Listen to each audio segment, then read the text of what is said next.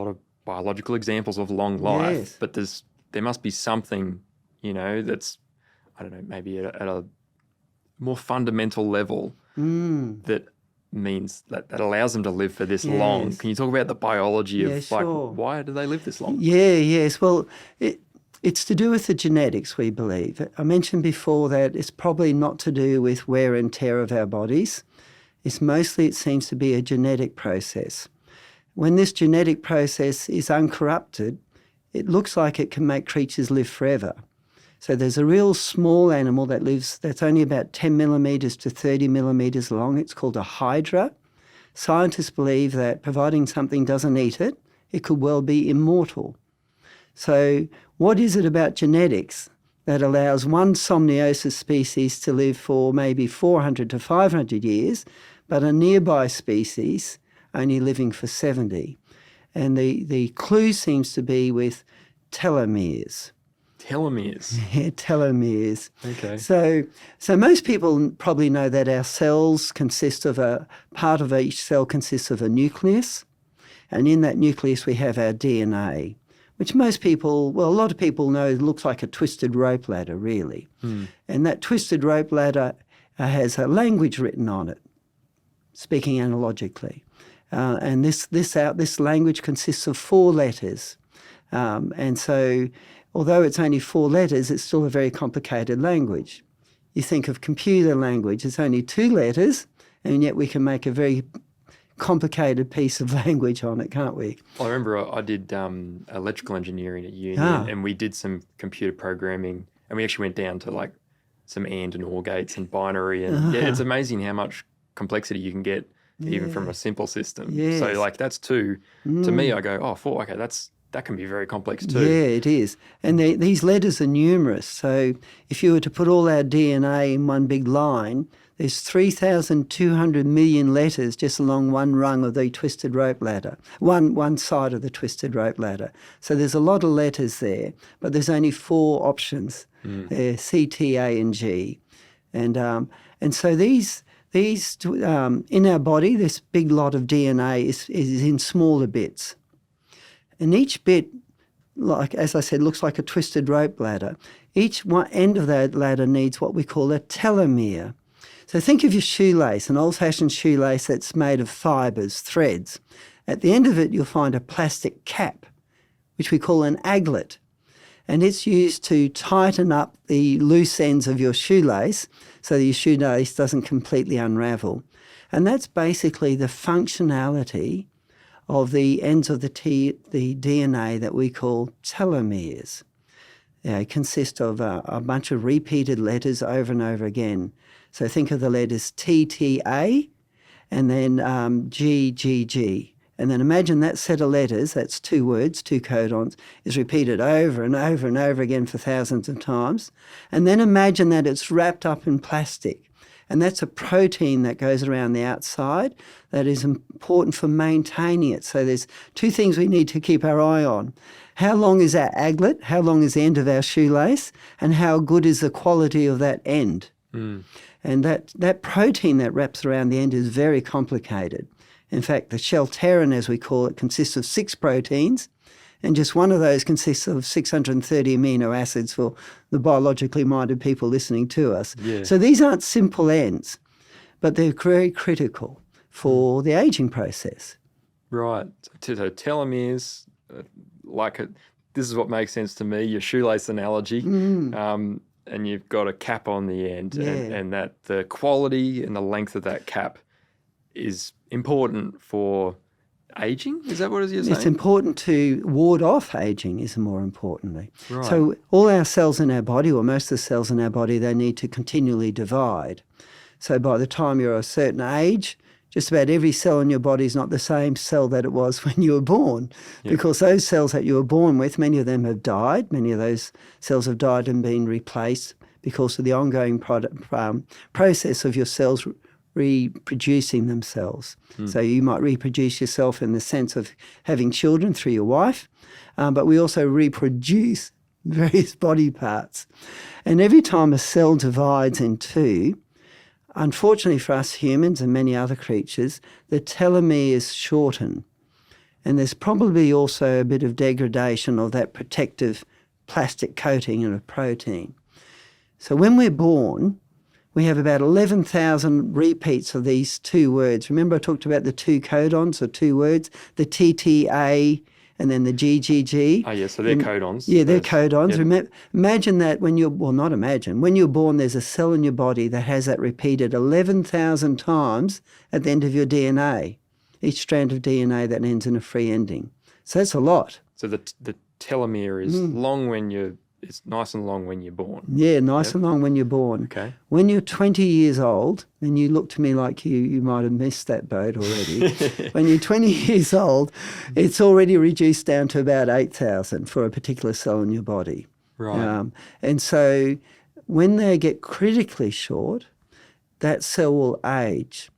And if all the cells are aging roughly at the same time, then you will look like you're aging. And that leads to death. And so we call that cell deterioration, cell senescence, and that's the beginning of the end. And so that's a natural process of our cells reproducing over and over again throughout the animal kingdom.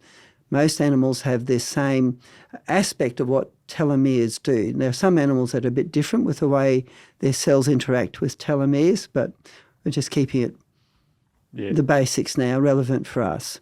And then there is a good machine, though. So I know I use the word machine. Everyone's saying, I thought we were talking about biology. Yeah. But the best way to describe it is that our cells are full of lots of machines, things that make things, if that's what a machine often does, something that makes something or helps build something, puts things together. There's a machine that actually tries to thwart the telomeres getting short.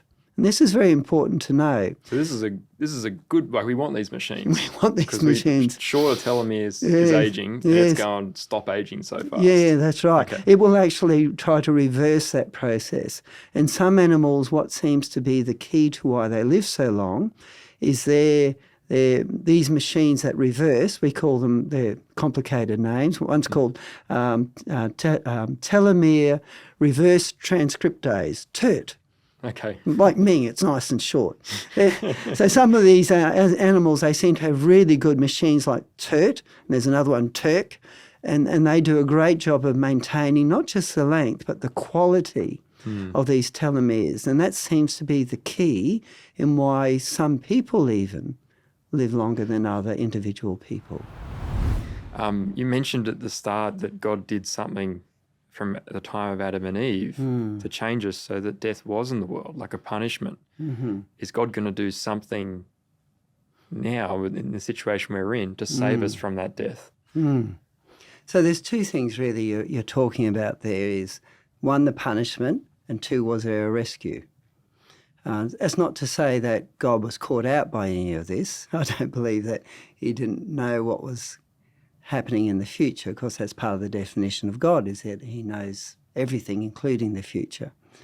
So the first aspect of it is, I had a friend text me this. He thought that dying and death is a terrible thing and no loving God would actually do this as a punishment. I disagree, because I see the ability for men and women to do great evil as their life goes on just increases, especially if their ageing process is not also tracking with the decades going past. So we could end up with that situation where you might have some very powerful individuals on earth who are therefore able to do a lot more harm forever and ever. So you could think of people like Stalin and Lenin, who generally are understood to be mass killers, that most of us probably wouldn't want them to be able to do that for 100 years, let alone 900 years. So there is some part of us that doesn't want this world to be the way it is. There's an acknowledgement that there's an evil in this world and that we're unable to make it a better world. There seems to be that acknowledgement. There's this understanding that we can't be the person we want to be every day of our life. For some people, they already have an awareness that as the decade's going on, they're getting more stroppy.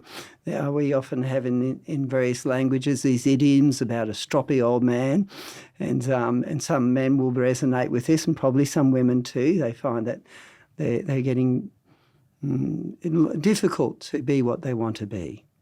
So I think there's a sense that we know that we're not what we should be, and that this is not really the perfect home that was made for us. And that we can see that there's some benefit, if you want to put it that way, that we don't live forever. But there's also that other part of us, that very human part of us, that doesn't like seeing someone's life end here on earth. As Christians, of course, we don't believe it's the end, but we do believe it's the end of their time on earth and that they'll face judgment afterwards. And this is something that the Bible is very frank about, and something I believe in, and certainly this is a very basic belief of Christianity, that one day we die and then we face judgment. So we sort of have looked at, just going through my mind, this idea that, okay, I can understand that there's this death in the world, that it came because Adam and Eve disobeyed God, and as punishment because of that, there's this sin and this fact that we die. And sin being separation from God. That's behind everything that's evil. Death was not something that God designed the world for. Adam and Eve were meant to live forever. We were talking about that at the beginning. Thankfully, though, the rescue has already been talked about a lot as well. And of course, that's Jesus. You know, as I said, I believe he's alive and well, and more than that, that he intervenes, that you can talk to him whether you already know him or not, whether you already love him or not. You can talk to him. You can ask him for help. You can ask him to make you born again, if you like. We were talking about being born before. You can ask him, now, can I be born again, please? I need more genetic material, something new and something different. Make me new. And he honours that because he loves us. He is a loving God, and by that I mean that he wants to be in relationship with us and wants us to be, it's hard to say this in a way that doesn't sound strange. We're at our best when we're with him. Mm. And therefore we can only ever be our best when we're with him. And on this earth we can't be close to him as we will be in the next life. But everyone's available. Everyone has available this access to Jesus. Doesn't matter what your mother tongue is, what language you speak. Doesn't matter whether you're rich or poor. Jesus is there ready to listen, or is listening. I shouldn't say ready to listen. He is listening, whether you like it or not. And he's so keen to give you a new lease of life. We talk about being born again here, but we also want to be in heaven in the next life. That's just so powerful, that good news that we've got salvation and that we can live forever with Jesus if we accept him in our lives. Well, thank you so much for sharing all this wonderful information to help us understand that we can trust the Bible, not just the start, but because we know that's true as well, the end as well, and all we hear about hope and with Jesus. I think that's fantastic. Thanks so much for joining us. Oh, you're very welcome. Thank you.